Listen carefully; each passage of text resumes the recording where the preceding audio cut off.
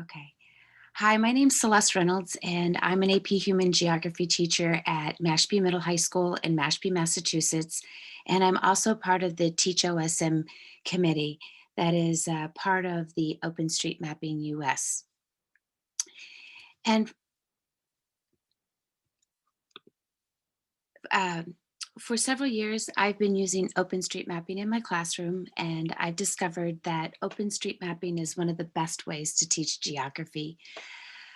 Today, I want to share with you why I use OpenStreetMapping in my classroom and share some examples of how I have used it with my students.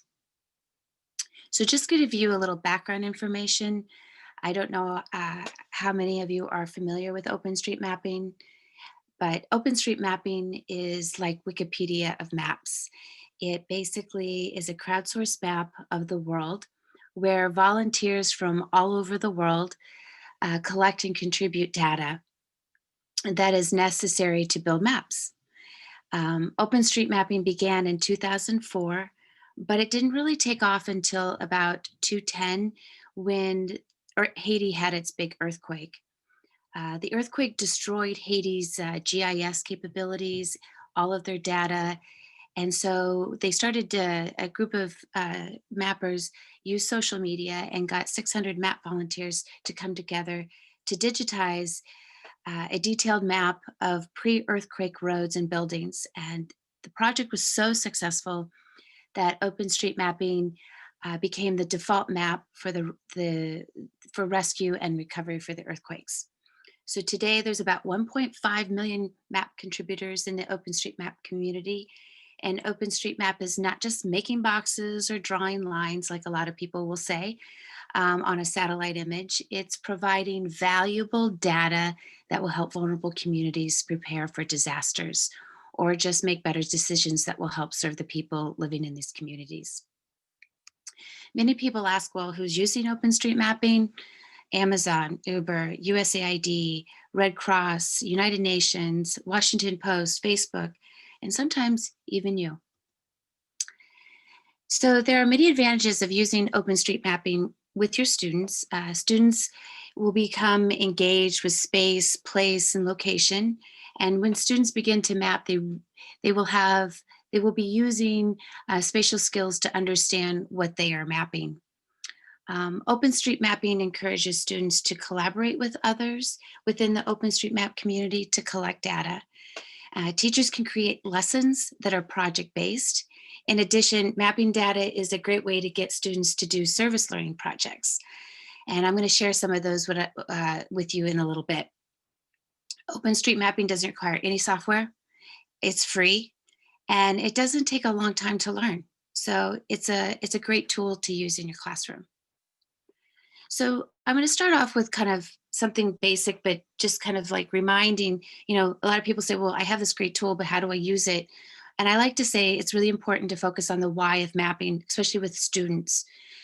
Geographers think in spatial terms and ask questions like what happened, where did it occur, who, and what is most affected, which are some of the areas and populations. Maps and data helps us answer some of these questions. So what I like to do is I like to say to my students, did you know that there were numerous communities around the world who have not been mapped? Many people live in these unmapped areas and they're not living in a mapped community, makes people very vulnerable in crisis and disasters. The most vulnerable people can be found in informal settlements, such as refugee camps, internally displaced people, squatter settlements, due to rapid over-urbanization. So I'd like to explain this to my students and try to explain to them that these are the types of vulnerable communities that can emerge very rapidly due to a crisis or disaster. And it's urgent to get these new communities mapped to help create slum conditions or these informal settlements, the quality of life, to improve the quality of life. So, but this also, I have to explain to my students, this also applies to rural communities who are vulnerable because they are isolated. Less economic opportunities, they have lack of transportation to receive goods and services, such as food and medicine. I go on and explain to students millions of people in the world live in types of vulnerable communities, and these communities are not mapped. So to many, if these spaces are not mapped, then people living in these spaces don't exist. And it makes it really difficult to provide services and resources to these people because it's not known how many people live there, what are their needs, how to deliver the services and resources they need to live a quality life. So many people living in these types of settlements are stateless persons, and there's approximately 10 million stateless people in the world today. OpenStreetMap works with many organizations such as Missing Maps, Humanitarian OpenStreetMap Team, otherwise known as HOT, to create projects that will help vulnerable communities to get mapped. Organizations like Missing Maps and HOT host projects for USAID, United Nations, and many other organizations to map an area that need this data. And sometimes the need for the data is urgent and needs to get done immediately, and sometimes they have time. Regardless, data is needed, and volunteer mappers can provide that basic data to help people all over the world. Collaborative environments work faster, and once again, it's very cost effective. So I'm going to show you some examples of what I use. This is a great lesson that I use from the Choices program from Brown University that talks about Syrian refugees. And I use this as a background information. It helps set the stage for students to engage in an open street mapping project that directly helps Syrian refugees in refugee camps. Um, so as these refugee camps began to emerge, I try to explain to my students it was vital to map the new refugee camps in order to help first responders deliver food and medicine while providing a sanitary environment. This is another example where I had students uh, used another choices program, and they looked at the Rohingya refugees. And basically, this was another way of providing them with background information. And then we went on and mapped on a project that directly helped the Myanmar refugee camps. And what was really, really cool was that a lot of times in the tasking manager, there are wonderful articles that are provided about the topic. And this particular project gave a fascinating article on life in the camps. It had photos, graphs, explained kind of how quickly people were flooding into these camp and how dangerous of a situation when it came to sanitation. So it was a wonderful and very meaningful a project that students were engaged in. uh, Teachers can also create their own projects, and I like to this is a project that I created, and it's in Mount Pulaski, Illinois. And the reason why is that's because that's where I grew up. And I found when I started using OpenStreet mapping that my community where I grew up was not mapped.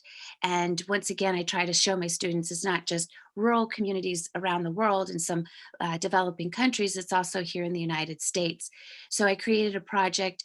We learned about food deserts and challenges that rural communities face in the United States, and we actually mapped. And as you can see, I have a log form that I have my students fill out as they're mapping.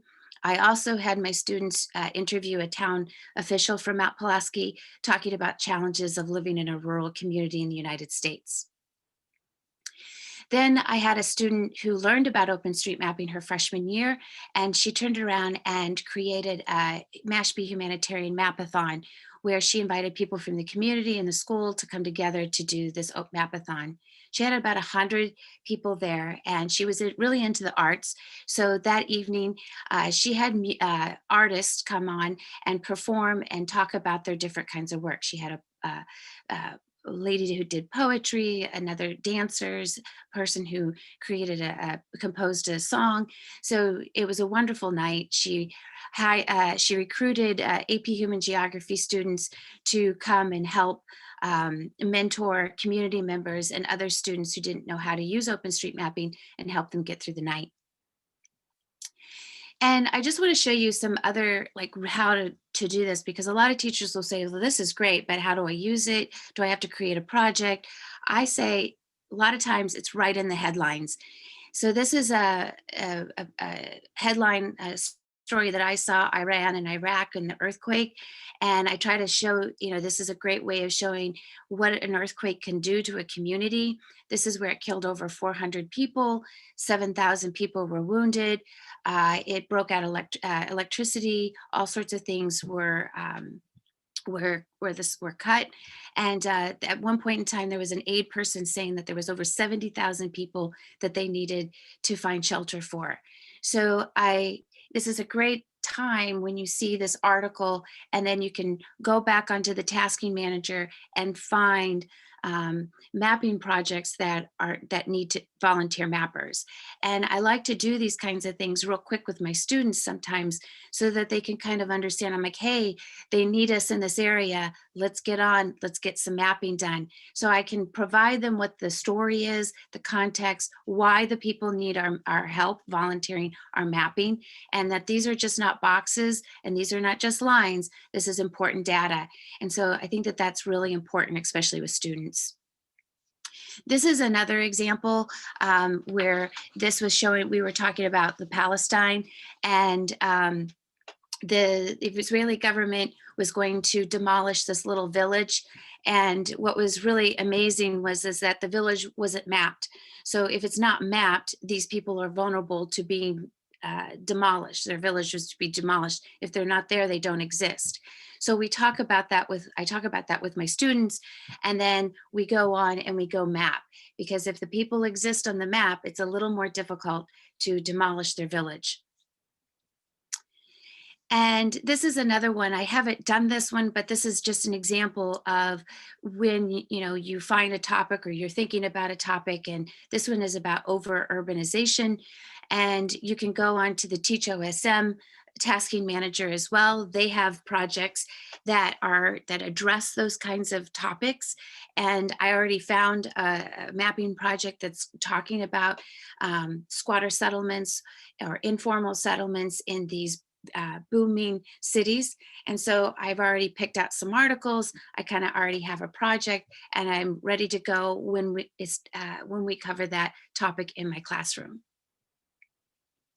So I just want to say thank you for today. And if you have any questions, please feel free to contact me or the Teach OSM team. We'll be more than happy to help you bring OpenStreet mapping into your community or into your classroom. I just wanted to share with you kind of how I use it in my classroom, and how it's an engaging tool, and probably one of the best ways you can teach geography in your classroom. Thank you. Thank you very much, Celeste. That was great. And our next speaker is Shane. Does anyone have, actually, I forgot that today we have a small enough number of people that probably we could maybe do one verbal question where somebody just unmutes themselves if they have a question. Maybe click on one of your reactions to kind of raise your hand there, and I can acknowledge you and let you speak. If anybody would like to ask a question. Now, we do also have plenty of time towards the end of the session. But, oh, there we go. How about Shannon? Go ahead. If you want to unmute, there you go. Sure, thank you.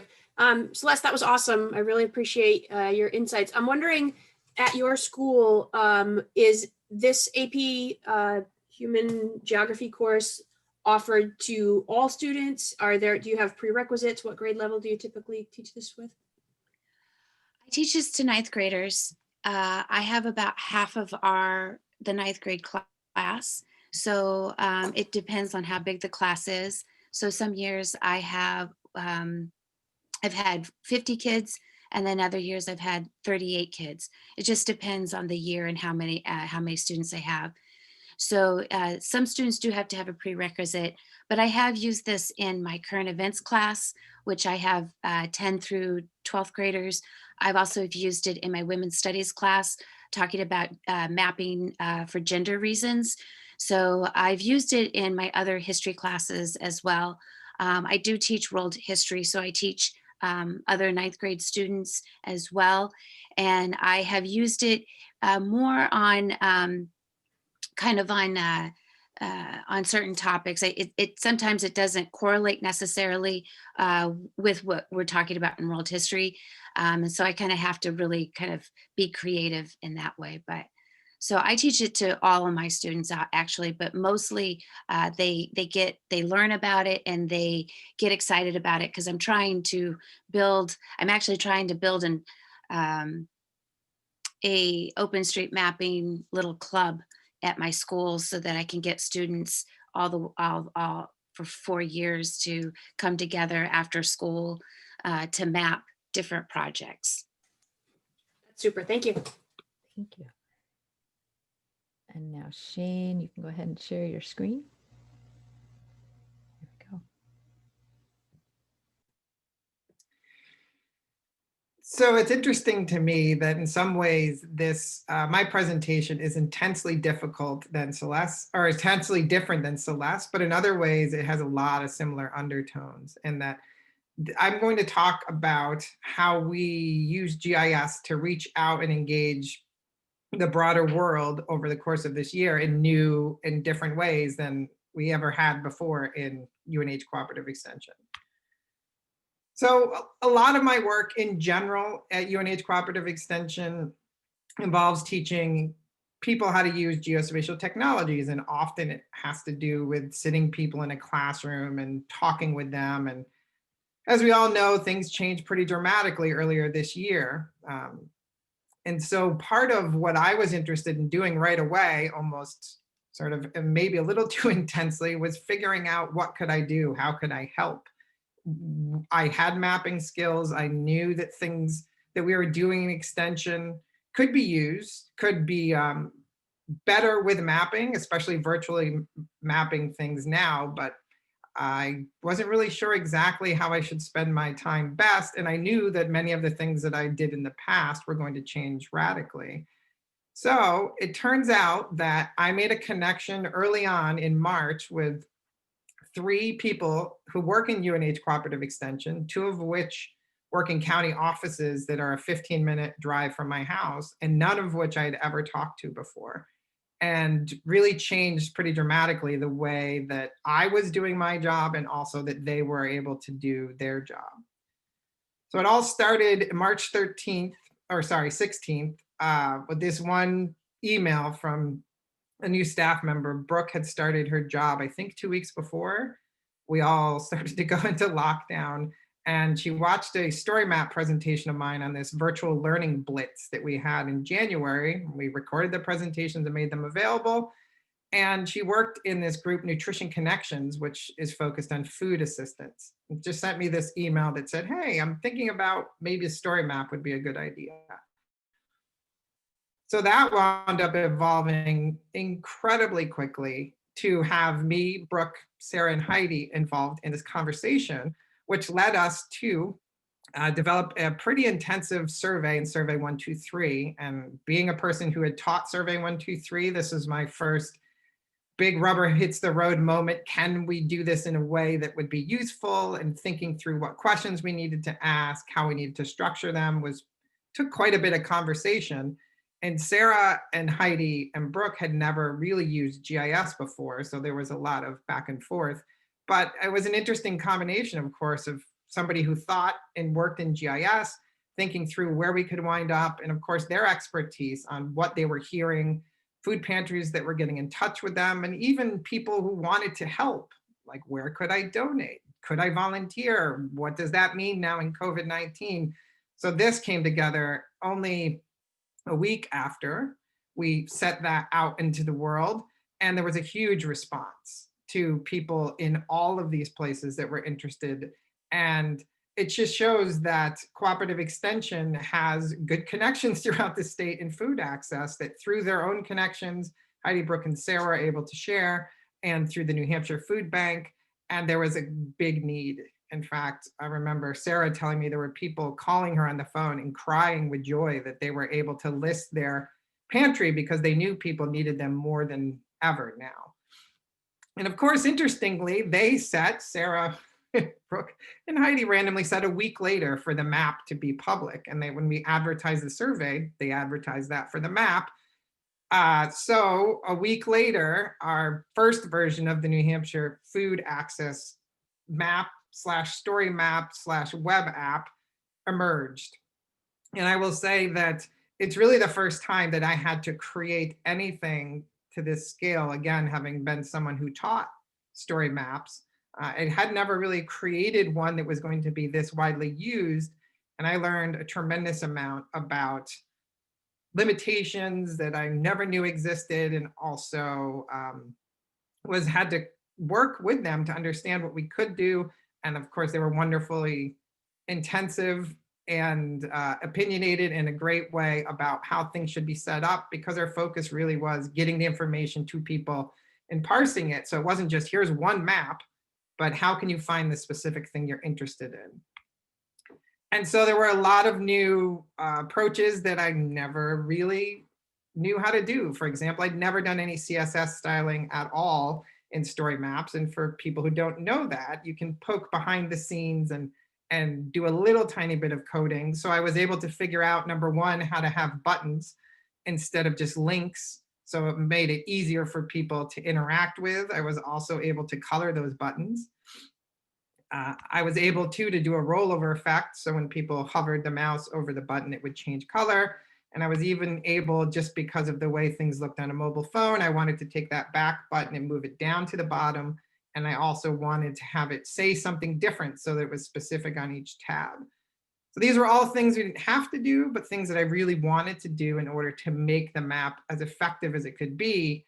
I also was very interested in trying to expand my own horizons a little bit. And of course, once you go in that direction, it's both good and somewhat scary. Although I will say, through GeoNet and Twitter, I was able to get some feedback and some help from especially the story maps folks as I was trying to figure out the behind the scenes.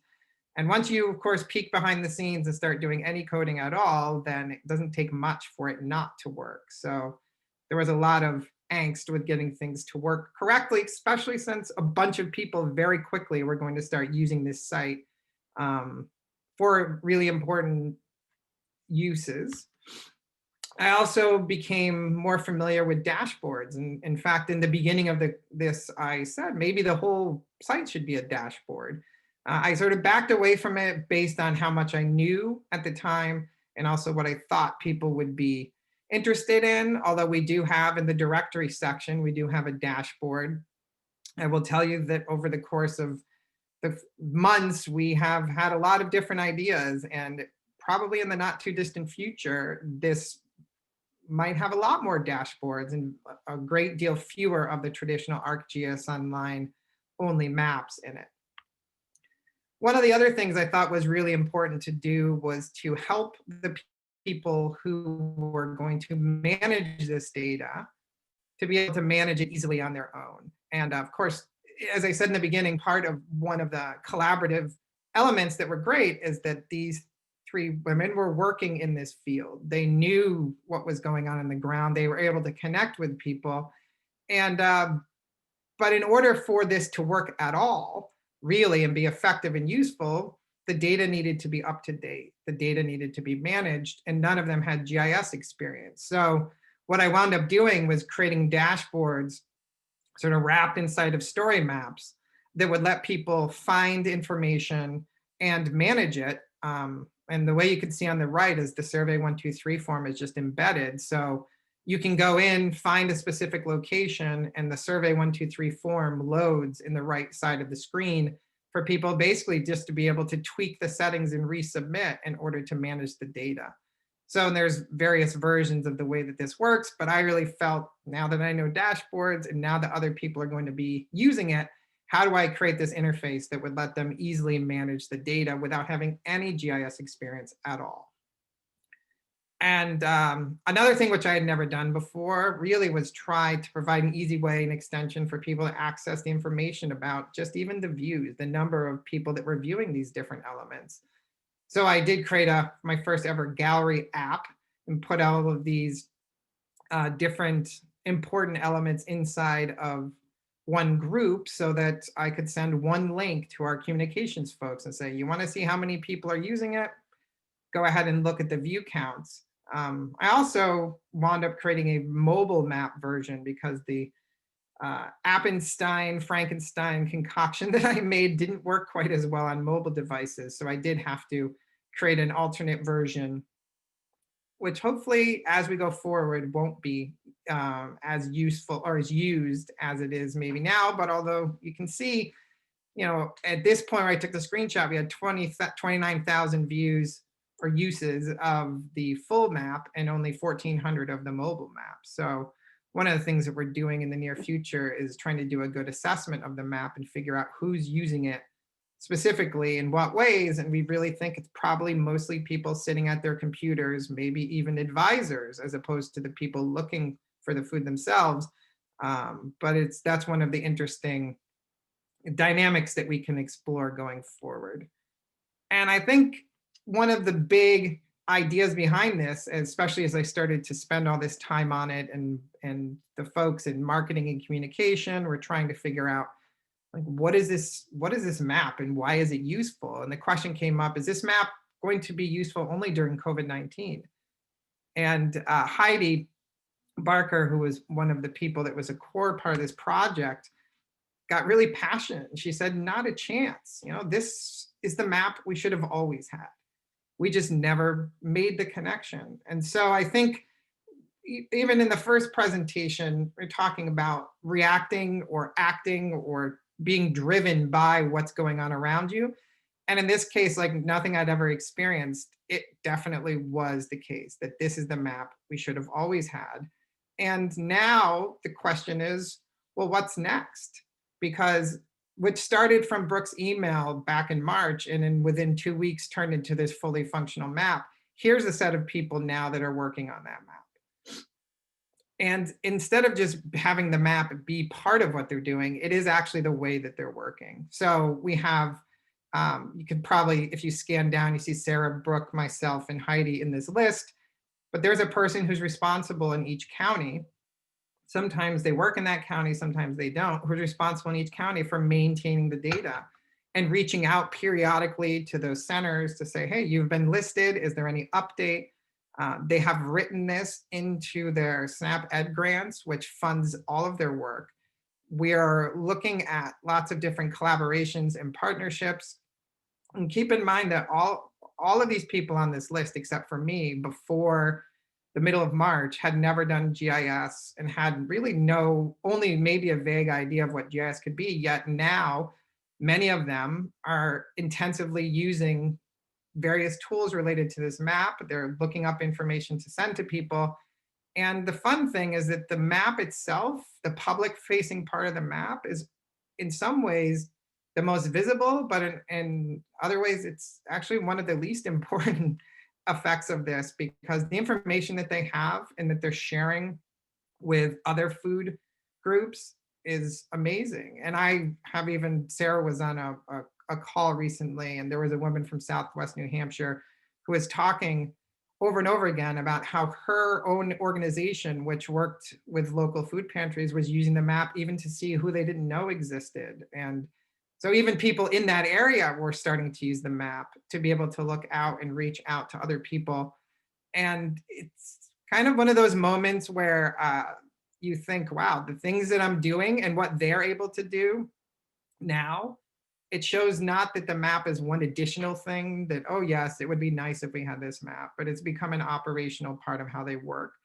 And I will say it's been recognized in a variety of ways. For example, the state of New Hampshire Department of Education asked us to supply the summer meals listings for the state. So they always track them and they make them available, but they gave it to us and we were able to create a separate tab that would show all of the summer meal locations.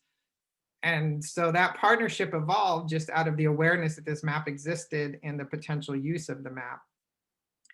And so it is one of the things I think I've done that I've had the most pride in having done. In fact, I'm sort of getting chills thinking about it right now, but it is a really great example to me of the way that cooperative extension could and should work, which is that we, as an institution, understand what's going on in the public, what the needs are, that we can partner ourselves and with other people to be able to provide information. And it caused me to flex tremendously in my work. I have to say, I didn't do a lot of the standard things that I would be doing in a normal year, but I did think that's the case with everyone. And it now has helped externally and also internally people to really understand the power of what these items can do, including dashboards, which if you want to know more about dashboards, I'm going to be leading a session not on the dashboards behind this map, but just on dashboards in general to give people a brief introduction. And then I have a couple of data sets that people can use to make their own dashboards this afternoon. It really has led me to rethink a lot of things, even though I was a GIS person to start. And I say this to people, and I think it's true, probably 80% of what was in that map, I didn't know how to do when Brooke sent that email. And I have to say 0% of it was ArcGIS desktop. Everything I did, it was online and online only. So it does, we heard Jack's presentation earlier today about, the cloud and ArcGIS online. And I really do think it is pretty transformational. And same thing with OpenStreetMaps. The idea of engaging people to collect information and also to share it online is a pretty compelling way, both that we can educate people and also as educators and outreach professionals that we can do our job. And that's it. Thank you, Shane. That was great as well. So we have some time now for Q&A and discussion. And since we have about 20 people in here, I think I'm going to suggest that we continue to do the raise your hand to speak, just because I'm a little worried we'll talk over each other if everybody unmutes when they want to speak. So if anybody would like to ask a question or make a comment, just go ahead and click on the little hand raising icon and I'll acknowledge you and you can share your thoughts.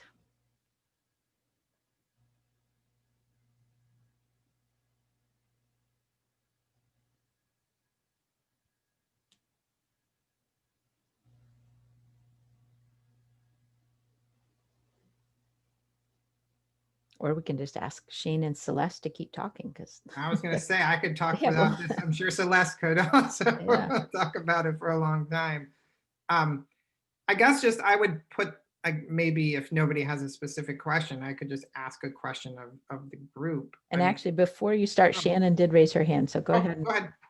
with your question, Shannon. I abhor a vacuum, so I figured I'd say something. I love this, and I'm wondering, because I'm sorry if this is a dumb question, because I just don't have the level of experience that a lot of folks here do. But is this a workflow that could be easily replicated or repopulated with data from other states? Yep, there's nothing specific. Well, the workflow itself, there's nothing specific to New Hampshire. And I mean, I've talked a lot about it with them, especially, even in the GIS world, but I think in a lot of other worlds, Northern New England being most of Vermont, Maine, New Hampshire, maybe parts of Western Mass, have a very similar type of structure in the way they work and the types of towns and the communities.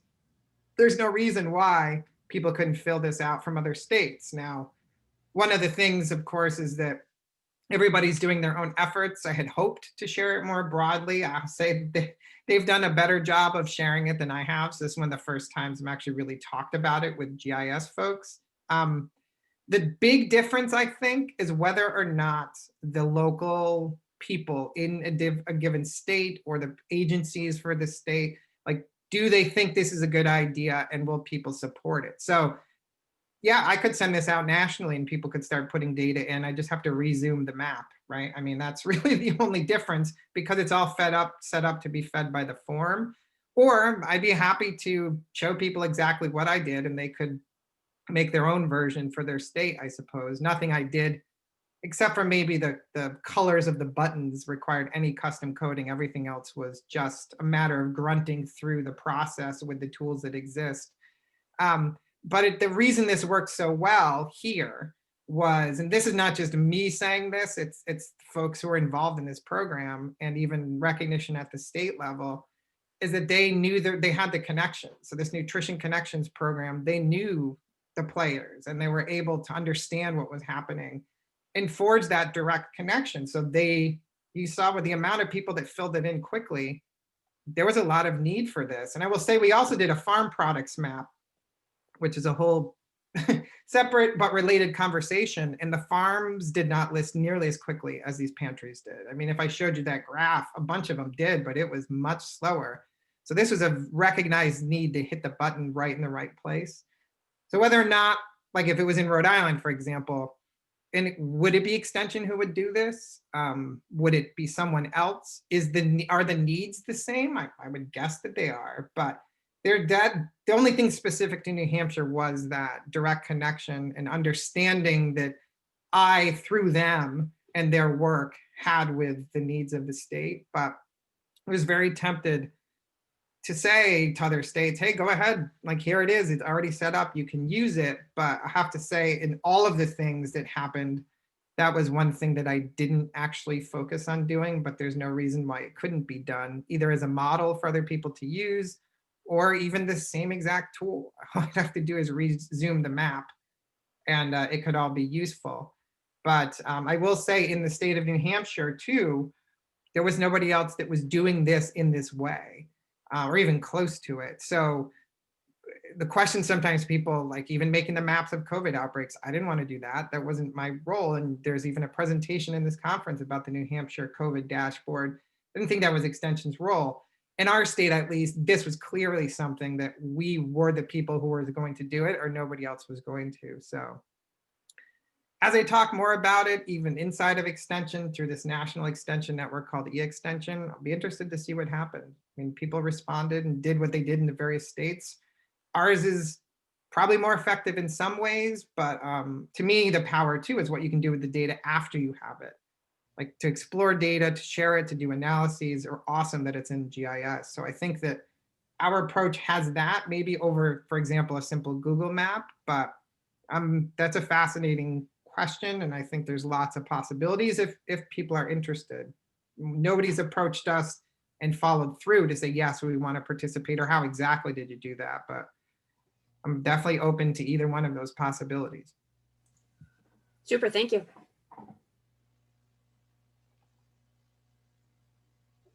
Go ahead, Carol. Hey, Shane. I was wondering how much coding experience you had before you started working with the CSS.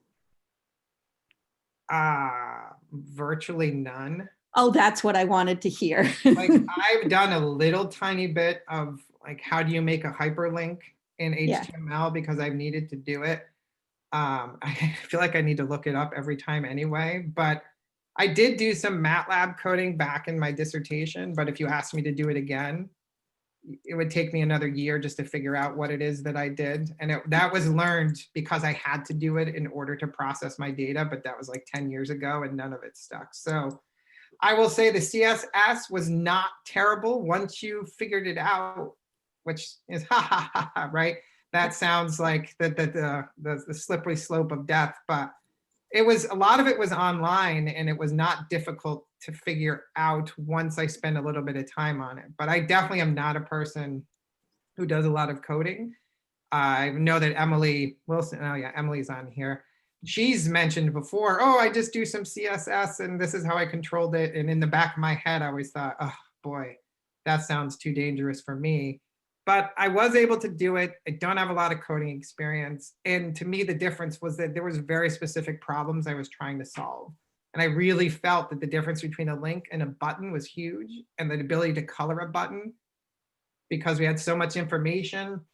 And the weakness of the map was knowing which, when you click on something, like what is actually being displayed in the moment. So at least if I could color code them, you would know maybe what you were looking at on the map, since like there's no, this button is clicked. You can't do that on a story map. So by having those colors in the rollover, it did give me a little bit of, I felt it was a better experience for people. But I am not, like, if you asked me to even do a basic web page in HTML, like coding it, I would run screaming. I have no ability to do that. So, but Emily did inspire me at least not to be terrified, although she has much more programming chops than I do. And now I see her face smiling, so. I just want to encourage you of all that. I don't do a lot of coding either, Shane. I'm a big hacker, but CSS is pretty easy to figure out. It's very straightforward. So Carol, cheer you on of giving it a try. Okay. Well, I mean, I've tried to learn Python, I think 5 times. So, No, so this is It's I'm so gun different. shy. No, it's nothing like that. no, I Okay. mean, I would be all this time, I've been so scrambling to do it that I thought, man, I have not done a good job of describing what I've been doing.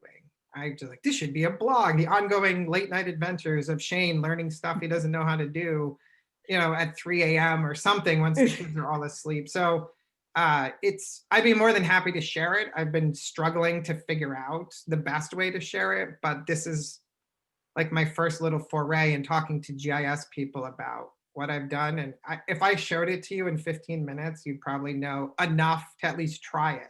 I will say that it was not working at some point the way I wanted it to. And I wound up having to redo it to get it to work the way I didn't want it to. And then all of a sudden the other way started working. So it's probably the story of life with technology that sometimes it doesn't work the way you want it to. But I did also reach out, like I said, in GeoNet and Twitter. And the Esri people did respond and they did help. And they even did some troubleshooting for me. But yeah, it's slightly intimidating, but also compared to a lot of other things related to programming, it's a relatively low bar. That's good to hear. Thanks. Thanks, both of you. And if you didn't do any programming, it just would look different, right? I Yeah, mean, right. the back button would be at the top. It would just say back. And sometimes in my head, I'm like, how much time am I spending on this? But yet I really felt like it was going to be used by a lot of people who weren't GIS people. And those differences to me made a big difference to the usability of it. So those are some of the rabbit holes that a lot of the time I spent was on these little tiny persnickety elements. But I want yes, to. not I just just that. wanted to share a question that somebody put in the Q&A on Whova, because I just remembered that I told people to do that at the beginning. Probably text. I apologize. Somebody asked, and I assume this is for Celeste, what is the benefit of using OSM over AGO in the classroom?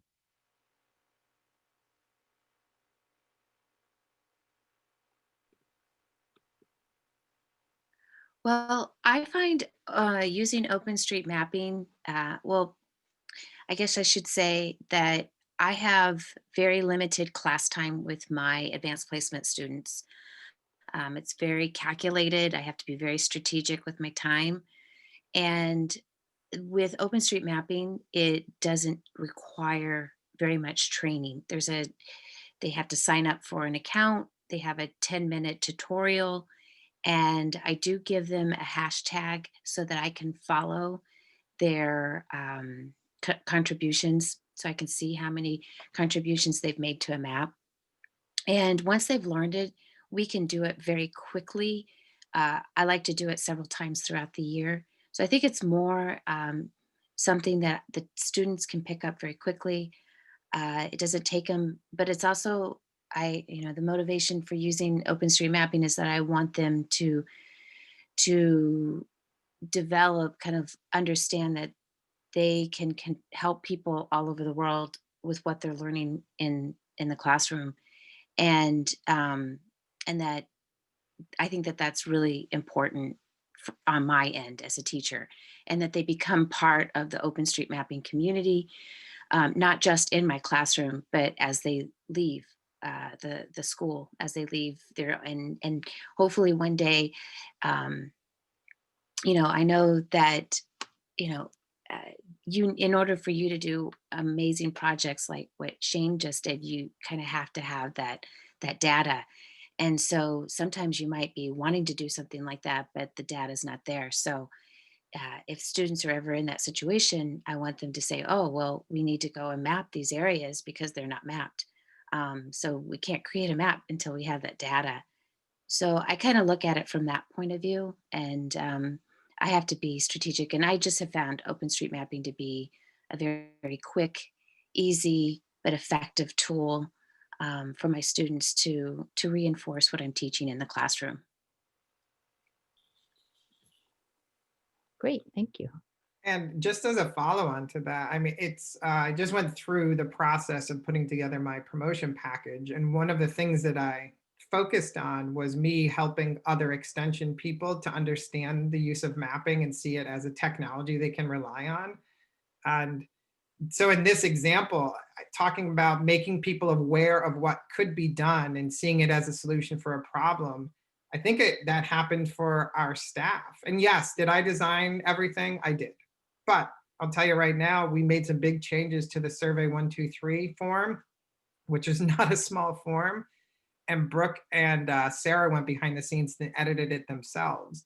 They've also started to create dashboards for some of the work that they're doing. And so in some ways, it's not as much people leaving extension and going out, but it has served as examples for people in the community who are now getting in touch in the state or seeing how they could contribute to it. And our own staff are now more aware and are even more equipped to be able to use this effectively and see it as a solution to problems or a way to do things. So I know I agree that spatially literate and group of people that we're hoping are helping to foster has a huge impact. And then often we teach our workshops and I think people go away and they think, oh yeah, that's great. Maybe I'll use that someday.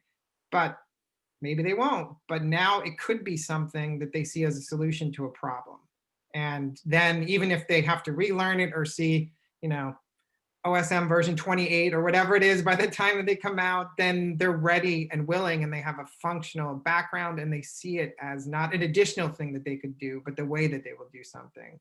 So I think that for students and hopefully also for our staff and potentially for other, folks in extension, even if they don't have a lot of background, Survey 123 and a basic map could be really easy for people to do, relatively speaking. And I definitely agree, though, the more in a classroom setting when you have X amount of time, like the simpler and more effective to accomplish this specific task, then the better. And I think with this OSM, for example, wouldn't have worked great because we did need people to contribute specific information with all of these different levels. If you look at the form, it's huge, but it's also a completely different purpose. So I think that there's all the tools you should use should be driven by what works best for your specific situation. And so this was a very different scenario than some of the other ones which Celeste talked about.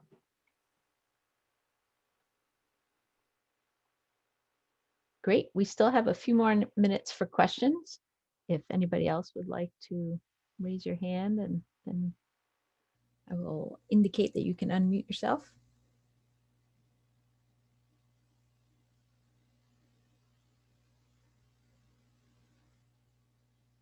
And also I'll remind everyone that you can always connect with the presenters and also other attendees through messaging within the app. You can reach out to folks that way. Mm-hmm. And I just was going to mention, and after lunch, there will be a session where it's time to look at the virtual posters or the web apps that were submitted. And even after the end of the conference, people could always do that. But I did submit the food access map as one of those virtual posters. So people wanted to see more specifics. They definitely can always reach out to me, but that's within the Whova framework that's already there for people to look at. And maybe I'll also encourage Celeste to make a pitch for her workshop, which is coming up next. And I guess I don't need to let you know that you don't have to show up 15 minutes early for that either. I should have customized the messages to presenters today because we don't really have 15 minutes between things to set up. So, but go ahead and tell people what's happening at 11:15. So I have joining with me Stephen Johnson, who is from George Washington University, and he is the one that actually introduced me to OpenStreetMapping, and that's what he teaches at George Washington, but he's also part of the Teach OSM committee. He sort of heads it, working with OpenStreetMapping. And today we are going to show you how to set up an account and how you can begin mapping yourself, and try to show you kind of things to think about when you're teaching your students and kind of things to think about. So we're going to be hosting a short session, because usually you try to do it and you usually want to have about 2 hours, but we have about 50 minutes that at least to get you started and introduce you to OpenStreetMapping and get your account, walk you through the tutorial, and kind of things to think about as you are diving into the OpenStreet mapping community. So I hope you can join us. Great, thank you. Any other questions in these last couple minutes?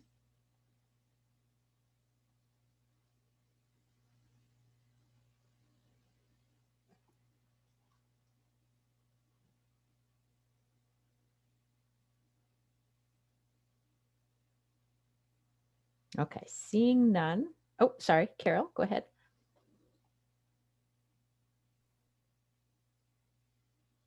I just want to say that I posted as a general topic for the conference what people's thoughts were about teaching remotely with GIS. And if you have thoughts, either positive, negative, you just want to rant, I'm all for ranting because that's the way I'm feeling right at this moment. Please add your comments to the list. And this afternoon at the end of the day when we're wrapping up, we can summarize what people were talking about and things that maybe you missed and you should go find out about. So thanks. Great, and that's in the community section, right? Yes, that is in the community section. Thank you, Leslie. Can I say something to your comment, Carol? I just want to say, I'm going to put something in there, but I have actually found teaching remotely, especially with OpenStreet mapping, better. Oh, And- I bet with OpenStreet mapping. Yeah, and the kids like it better. Actually, I was doing it last spring, and because I'm like, we're gonna instead of doing this, we're gonna do OpenStreet mapping today, and the kids are like, okay, and so I always, I was like, this is what we're mapping, this is why we're mapping, and the kids are like, that's cool, and but what was really neat is I taught my kids to do the side-by-side screen. So, sometimes I had to do a refresher, sometimes I had to have students share their screens, but I would share my screen and I would show my mapping and how many contributions. And my students said to me, once we learned how to split the screen and we could see your screen to our left and our screen on the right, it made it a lot easier than having to look up at a projection.